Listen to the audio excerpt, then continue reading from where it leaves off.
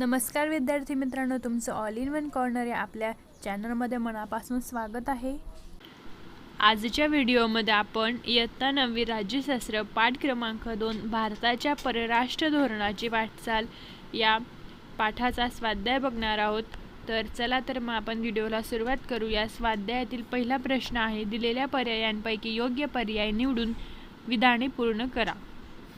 तर पहिला प्रश्न आहे, अणुऊर्जा आयोग स्थापन करण्याचा मुख्य उद्देश डॅश डॅश हा होता। प्रश्न 1, अणुऊर्जा आयोग स्थापन करण्याचा मुख्य उद्देश डॅश डॅश हा होता। तर याचे उत्तर आहे ऑप्शन क्रमांक 4, ऊर्जेची निर्मिती। अणुऊर्जा आयोग स्थापन करण्याचा मुख्य उद्देश ऊर्जेची निर्मिती हा होता। त्यानंतर दुसरा प्रश्न आहे तुमचा, जगातील सर्व राष्ट्रांचे सर्वात महत्त्वाचे उद्दिष्ट डॅश डॅश बनले आहे। तर याचे उत्तर आहे जगातील सर्व राष्ट्रांचे सर्वात महत्त्वाचे उद्दिष्ट आर्थिक विकास बनले आहे। त्यानंतर तिसरा प्रश्नाकडे वळूया। तिसरा प्रश्न आहे, भारताच्या परराष्ट्र धोरणात प्रामुख्याने खालील बाब महत्त्वाची आहे।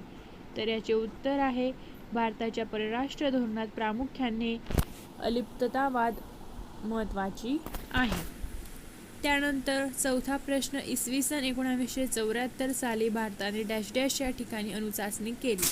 तर उत्तर आहे इसवी सन 1974 साली भारताने पोखरण या ठिकाणी अणुचाचणी केली। तर हा झाला तुमचा पहिला प्रश्न, विधाने पूर्ण करा।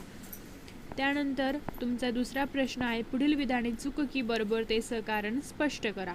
पहिला प्रश्न आहे, पंडित नेहरूंनी भारत चीन संबंध सुधारण्यास मोठे योगदान दिले। उत्तर, हे विधान चूक आहे, कारण पंडित नेहरूंनी भारताच्या परराष्ट्र धोरणाची आखणी सुरुवातीच्या काळात केली। पॉईंट 2, भारताच्या परराष्ट्र धोरणाद्वारे त्यांनी वसाहतवादास विरोध केला। पॉईंट 3, आंतरराष्ट्रवादी भूमिका घेऊन जागतिक शांतता व सुरक्षिततेला प्राधान्य दिले।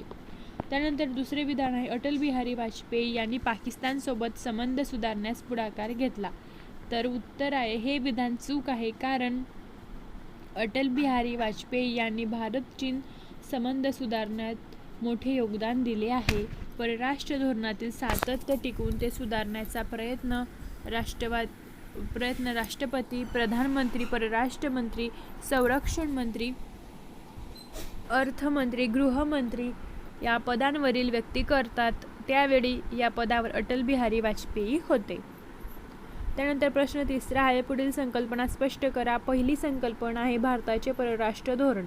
तर पॉईंट वाईज उत्तर लिहिले आहे। फर्स्ट पॉईंट आहे, भारताला स्वातंत्र्य मिळाले तेव्हापासून भारताने आपले परराष्ट्र धोरण स्वतंत्रपणे आखण्यास सुरुवात केली। पॉईंट 2, भारताच्या संविधानातील मार्गदर्शक तत्वांमध्ये राज्याने परराष्ट्र धोरण कसे आखावे याविषयी तरतूद केली आहे। या मार्गदर्शक तत्वांमधील कलम 51 नुसार परराष्ट्र धोरणाची एक व्यापक चौकट स्पष्ट करण्यात आली आहे। पॉईंट 3, त्यानुसार भारताने आंतरराष्ट्रीय शांतता व सुरक्षिततेच्या जतनाला प्राधान्य द्यावे, आपल्या आंतरराष्ट्रीय समस्या किंवा वाद शांततेच्या मार्गाने सोडवावेत असे स्पष्ट केले आहे। पॉईंट 4, अन्य राष्ट्रांशी मैत्रीपूर्ण संबंध ठेवणे व आंतरराष्ट्रीय कायद्याचा आदर करणे हेही आपल्या परराष्ट्र धोरणाचे उद्दिष्ट मानले आहे। या चौकटीत भारताचे आतापर्यंतचे परराष्ट्र धोरण विकसित झाले आहे। तरीही आपण भारताचे परराष्ट्र धोरण संकल्पना स्पष्ट केलेली आहे। त्यानंतर दुसरी संकल्पना आहे राष्ट्रीय हितसंबंध। तर पॉईंट वाईज आपण बघूया उत्तर।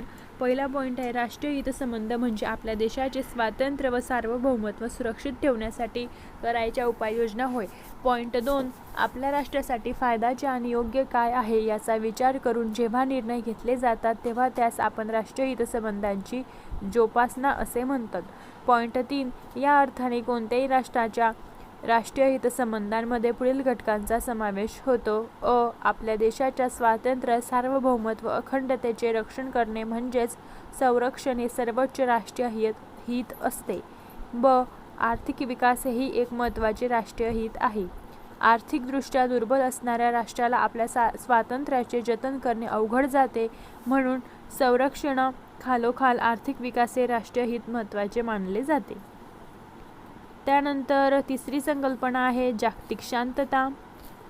उत्तर 1, आर्थिक विकास घडवून आणण्यासाठी जागतिक शांतता आवश्यक असते. जगातील अर्धविकसित आणि अविकसित देशांच्या विकासासाठीही जागतिक शांतता आवश्यक आहे, असे भारताचे स्पष्ट मत होते. याच कारणामुळे भारताने सुरुवातीपासूनच जागतिक शांततेचा पुरस्कार केला.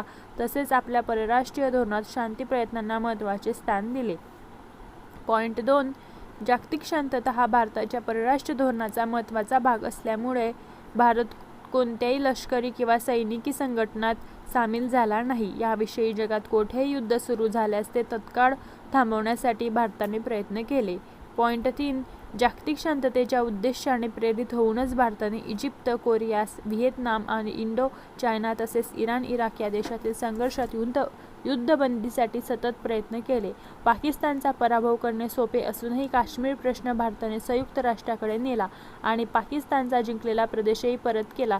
यावरून भारताची जागतिक शांतता धोरण. त्यानंतर प्रश्न 4 आहे, अण्वस्त्र सज्जतेमुळे जागतिक शांततेस धोका निर्माण झाला, याविषयी तुम्हाला काय वाटतं? तर तुम्ही बघू शकतात पॉइंट वाईज उत्तर आहे. तर टोटल तुमचे उत्तरामध्ये 5 पॉईंट्स आहेत. तर पॉईंट्स वाईज आपण उत्तर लिहिलेले आहेत बघा. 5 पॉईंट्स आहेत. तर शेवटी तुम्ही लिहू शकतात, या सर्व चर्चेवरून अण्वस्त्र सज्जतेमुळे जागतिक शांततेस धोका निर्माण झाला. तर हे स्पष्ट आपण केलेले. त्यानंतर आपला प्रश्न 5वा आहे, खालील प्रश्नांची थोडक्यात उत्तरे लिहा. पहिला प्रश्न आहे, भारताचे परराष्ट्र धोरण कोणत्या मूल्यांवर आधारित आहे?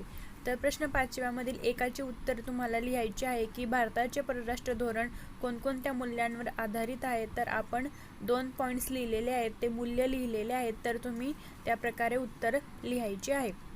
त्यानंतर दुसरा प्रश्न आहे, भारत-चीन संबंध सुधारण्यास कोणी कोणी योगदान दिले? हा सुद्धा तुमचा थोडक्यात उत्तरे लिहा प्रश्न आहे. तर आपण 5 पॉईंट्स लिहिलेले आहेत की कशा प्रकारे ते योगदान झालेले आहे, तर तुम्ही ते लिहायचे. त्यानंतर तुमचा प्रश्न 3रा आहे, भारताच्या परराष्ट्र धोरणाची उद्दिष्टे लिहा. तर प्रश्न 3 मध्ये तुम्हाला भारताच्या परराष्ट्र जे धोरण आहे त्या धोरणाची उद्दिष्टे लिहायची आहे. तर आपण लिहिलेली आहे पॉइंट वाईज की कोणकोणते परराष्ट्र धोरणाची उद्दिष्टे आहेत. 5 पॉईंट्समध्ये आपण उत्तर लिहिलेले आहे.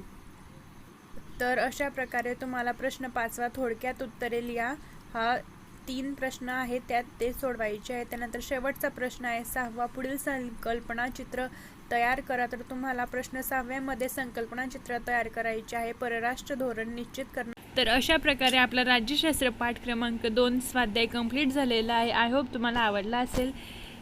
त्यापूर्वी सबस्क्राईब करा, बेल आयकॉन प्रेस करा. थँक्यू.